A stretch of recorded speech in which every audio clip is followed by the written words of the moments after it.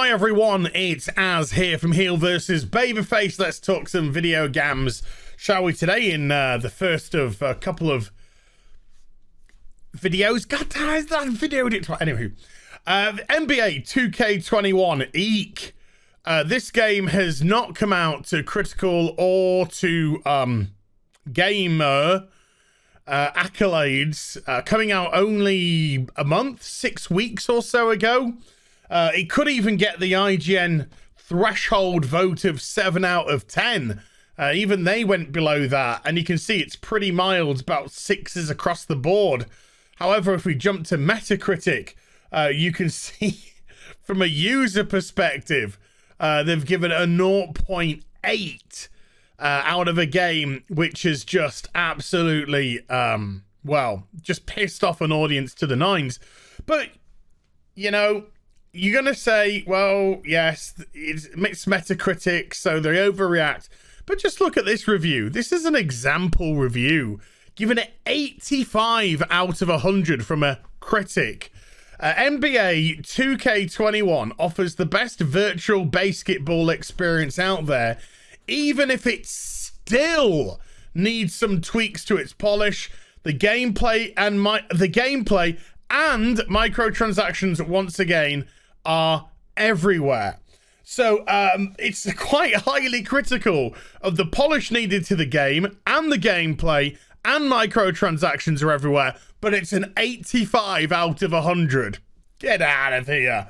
Critics are just as nonsensical as, you know, the noughts, etc. However, what people have been very annoyed about over the course of the last couple of years was the forced implementation of adverts. Now, this is a premium priced annual franchise. So when you say annual franchise for a sports sim, first of all, you're saying basically no changes year upon year.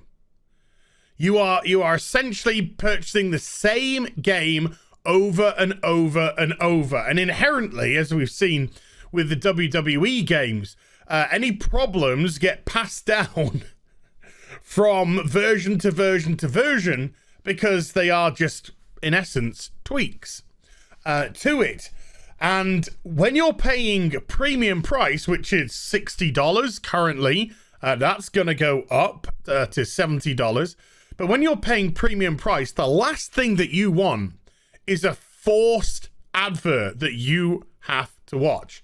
If you are creating a free-to-play game, and of course you need to generate funding off that, then they have different business models. They have microtransaction stores. I know premium games have microtransaction stores. I'll get to this in a moment. But they have microtransactions. They have adverts in the game in an effort to generate cash for those people that will play the game and not put a penny into it. Like me with Warzone. I ain't giving Activision jack. Thank you very much indeed. But of course, these freemium, as they got called, these various practices have now been placed into premium games, full AAA games. We see microtransactions, we see battle passes, we see season passes, we see all different kinds of monetization schemes. I think, was it the last Call of Duty had something like 5 or 7 different ways to get monies out of you, as well as having expansion packs, map packs, all this kind of stuff. And the way that the companies attempt to justify this is by saying, well, the cost of video games is just getting higher and higher, and we have kept the price of video games the same. So we need to find different ways to generate money to keep ourselves going. And then we turn around and we say, fine, show us the cost. And then suddenly we get silence and, no. And then, of course, what do we hear year upon year? We hear Activision Blizzard do the greatest year that they've ever had in terms of revenue, in terms of profits. Best time to be a shareholder ever. What also happens? They sack 800 to 900 people from the company because they say they can't sustain them. Meanwhile, Bobby Kotick is walking away, and Android Wilson and people like that, with tens of millions of dollars in bonuses alone per year, to go on top of their regular bonuses, to go on top of their regular salary. Millions upon millions of dollars, which could have easily kept those people. And then what do we see a few months later? Those very same roles, which were vacated through the sackings, being re-offered to lower paid, unskilled workers. Cutting costs. And what do we see at these companies? We do see now in AAA that AAA is AAA in name only. They don't deserve that title. AAA used to mean this is the best of the best in terms of video games. Now they're glitch-ridden, microtransaction, cesspit, broken games. All trying to bank in on this. NBA 2K21 hasn't been out for more than about 6 weeks or so. And suddenly, a couple of days ago, a unskippable advert once again appeared in the actual title. Now, this is from Stevior, or Servior, I don't know how they pronounce this. And this is actually what you will see in game. So you'll go to the screen, and then if I just quickly pause it here, you'll notice down below, you've got edit lineups. So even the most, shall we say, forgiving of people could say, well, when the advert's playing, I'll simply edit my lineup and I don't have to bother with it. And then when it's over, I can get into the game. Well, tough, because that will vanish. That will vanish, and you will be forced to then watch an advert without being able to skip it, without being able to edit your team or do anything of the sort. You will be forced to sit, as we're doing now, and watch a physical advert in game. And then once the advert finishes, look what suddenly rematerializes: the edit lineups button again. Now, why does this also have implications? In just a few weeks' time, 3 odd weeks' time, 4 odd weeks' time, depending on where you live in the world, we're going to get the brand new generation of consoles. And a lot of these titles are sold on consoles. One of the biggest selling points of this generation of console is they've moved away from HDD to SSD. So we're going to get much, much lower loading times in terms of video games, which is going to be great, particularly if you don't have a PC and you are a console gamer. I'm a console and PC gamer. And yes, I can notice a substantial difference between the two right now. But when you have something like this, it negates that. Because your SSD will bang through that load screen, but you want to watch an advert. They want to make you watch this advert. So you're still going to be forced, and your load screen is still going to be the same time because you have been forced to watch this advert on a premium title you paid $60, $70 odd dollars for. Needless to say, I had the last laugh. Needless to say, people were up in arms. So we get a statement coming out from NBA 2K21. The most basic of basic statements you've ever heard. As many are aware, in recent years, ads have been integrated into 2K TV segments. Why?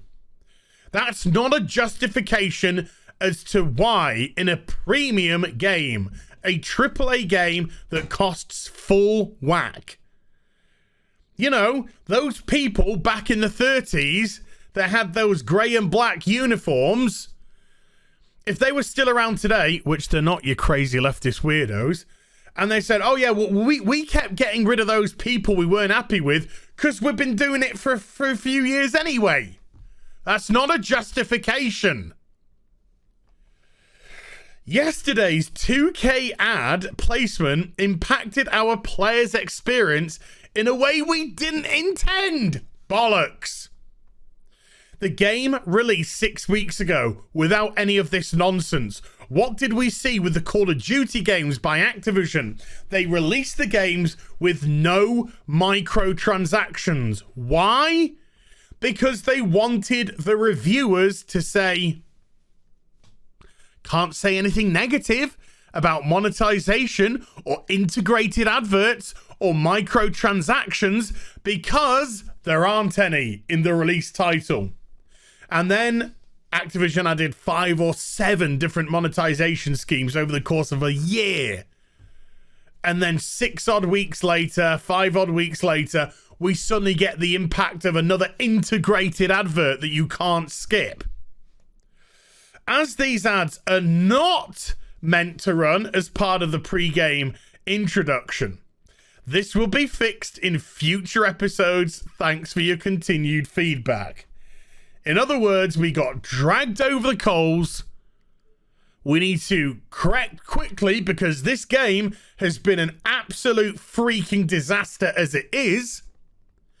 And these sports sims are getting into trouble. Just look at this. This is from GameSport. Oh, Give Me Sport. Madden 21 review. This could be the game that forces EA Sports to overhaul everything. And all that we've heard from this game is disaster after disaster after disaster on glitches. We got running down the line. Oh, no, we'll just come onto the pitch from the sideline and tackle you. Nice glitch there. We'll get the never-ending fumble glitch where we'll throw the ball and then we'll throw it again. Catch. Oh, he's gonna fumble. Fumble. Oh, anyone picking it up? No. You gonna pick it up? No. No. No. Anybody? No. Still no. Jeez, man. Let's go grab another, shall we? Then we've got this one. We've got Broncos here. We're going to throw that. Catches it. Oh.